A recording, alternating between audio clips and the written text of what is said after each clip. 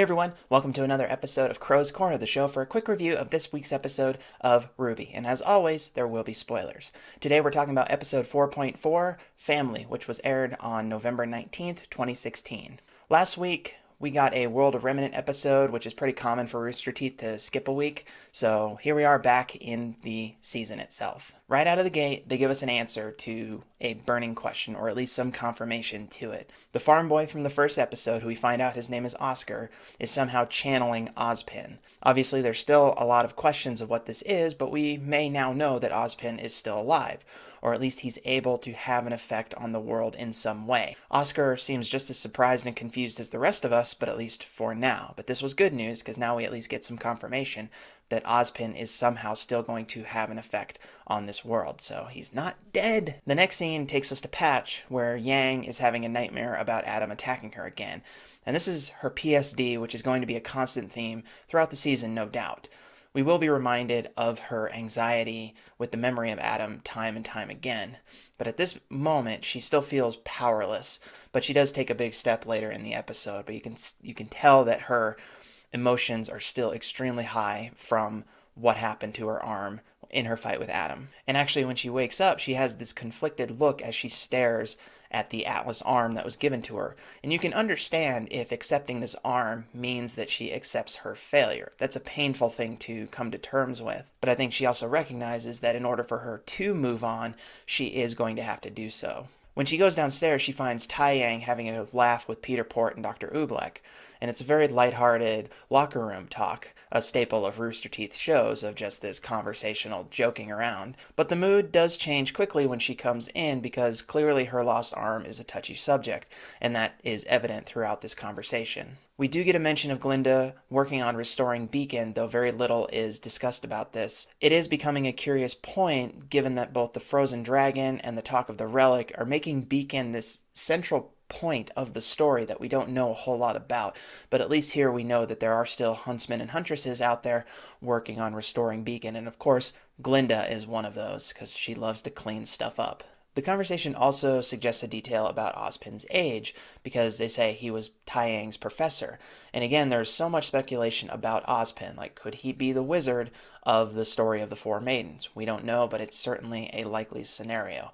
But when they talk about their situation when Qrow first came to Beacon and they made him wear a skirt and all this, funny story that they have, they do suggest that Ozpin was a professor even then. Now, the conversation is about Qrow, but it also confirms a detail that he and Raven are twins. And Taeyang gets a little feisty when they bring up Raven. He pulls the "she's too young to hear this" card with Yang. But that puts him and Yang at odds in this sort of shouting match, which actually turns out to be a joke.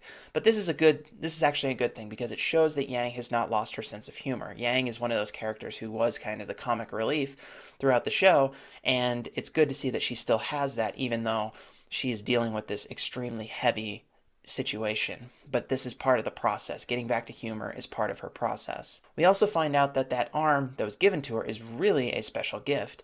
Oobleck says that it was difficult even to get it to Patch. Yang accepted what happened. She accepted that she lost her arm, but she's still struggling to overcome it. And Taeyang is making it his job to help her through that. He is her support system. That's why when they asked Taeyang about going after RWBY, he says he needs to stay here. He needs to be Yang's support system. So he's going to be with her through this entire recovery process. We then catch up with Team Ranger briefly, only to find out that their easy journey is actually being helped along by Qrow. So Qrow shows up for the first time this season.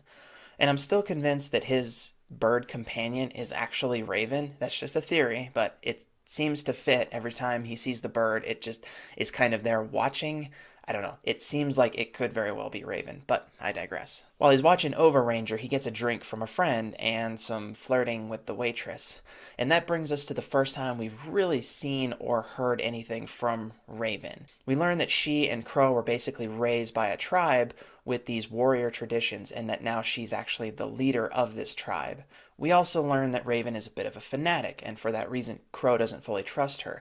We knew in previous seasons that Qrow doesn't fully trust his sister, but here it's really evident that their ideologies are definitely definitely in conflict with one another. Raven is clearly concerned about this relic and whether Salem has it. But even as she's trying to pump Qrow for information, we see that he's clearly more concerned about her role as Yang's mother than as this warrior, or in this case, the lack of being her mother. Raven even says she believes that the strong survive and the weak die, so she is far from a sympathetic character. Even if she saved Yang once, and Qrow makes a point of it, only once, she's not going to be a sympathetic character. Then comes the revelation that she is responsible for the village that was destroyed in episode 2, which could be huge because based on Ren's reaction to it and the symbol that was left behind, it's possible that Raven is responsible for Ren's family's death. Now that's just a theory, but it is possible that Raven could actually be responsible for his family's death. So that could create an amazing conflict between the members of Ranger and Raven. Qrow makes another insinuation that she could be working with someone else, maybe Adam. It's really unclear when he says that. But when he brings up the Spring Maiden, she doesn't seem worried about his warning. So there's a lot to think about with Raven. Is she good? Is she bad? We don't know at this point.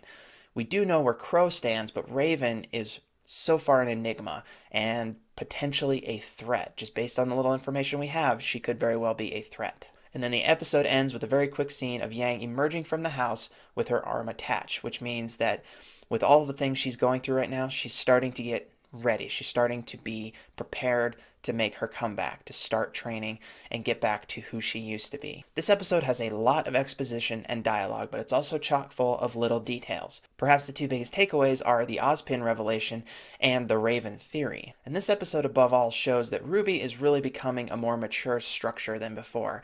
In terms of a story, it's not just kind of this slapstick story, it's much more mature in its structure. But as with any episode that's heavy on exposition, we really hope that next week sees some real action. Let me know what you thought of this week's episode of RWBY, if you caught any details that I might have missed. And that does it for this episode of Qrow's Corner. I'll see you guys next week. Bye-bye.